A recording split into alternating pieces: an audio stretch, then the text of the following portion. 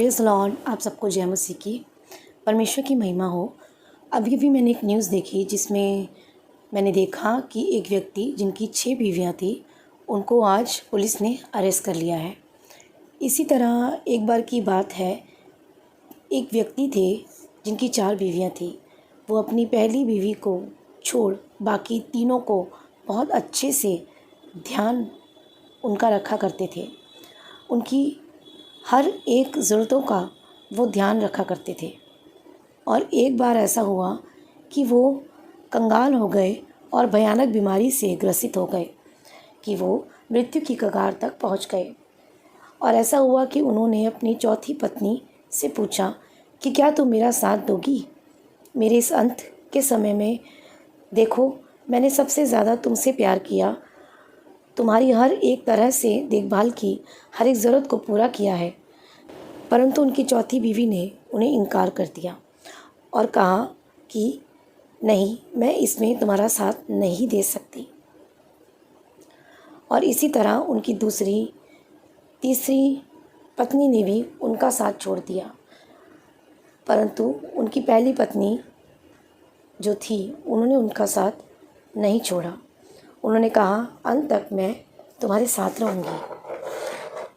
तो इसी तरह हमारे जीवन में हर किसी के इस भौतिक जीवन में 4 पत्नियां हैं। हमारी चौथी पत्नी है हमारा शरीर, जिस पर हम अपना मन लगाते हैं, घमंड करते हैं, ये जानते हुए कि अंत में यह ढल जाएगा और हमारा साथ छोड़ देगा।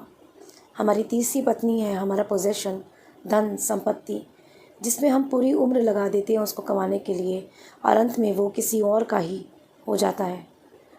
हमारी दूसरी बीवी है हमारी फैमिली, हमारे फ्रेंड्स। जीते जी वो हमारे बेहद करीब हो सकते हैं, लेकिन जब हमें जाना है तो वो भी हमारा साथ छोड़ देते हैं। और हमारी पहली पत्नी है हमारी आत्मा।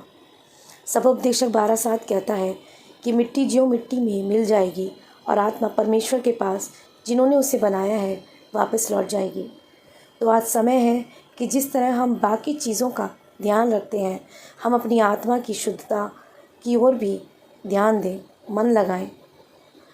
आज जानने का समय है कि जिन विषयों को हमने परमानेंट समझ लिया है, वह वास्तव में टेम्परेरी है। प्रभु यीशु मसीह ने कहा मत्ती 4:17 में, मन फिराओ क्योंकि स्वर्ग का राज्य निकट है। आज ज़रूरत है हमें मन फिराने की उन कामों से जो हमें परमेश्वर से दूर करते हैं।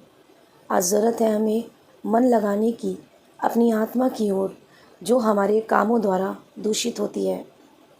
बाहर से बेशक हम बहुत अच्छे दिखते हैं, पर अंदर से हमारी आत्मा बखूबी जानती है।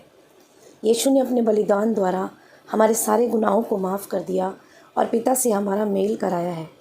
आज समय है अपने पापों से, अपने गुप्त पापों से यीशु मसीह के नाम से रिपेंट करने का, कि उसके लहू से हम धोए जाएं और परमेश्वर के स्वर्गीय राज्य में प्रवेश करें।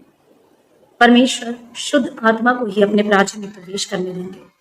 आप सबको परमेश्वर बहुत आशीष दे।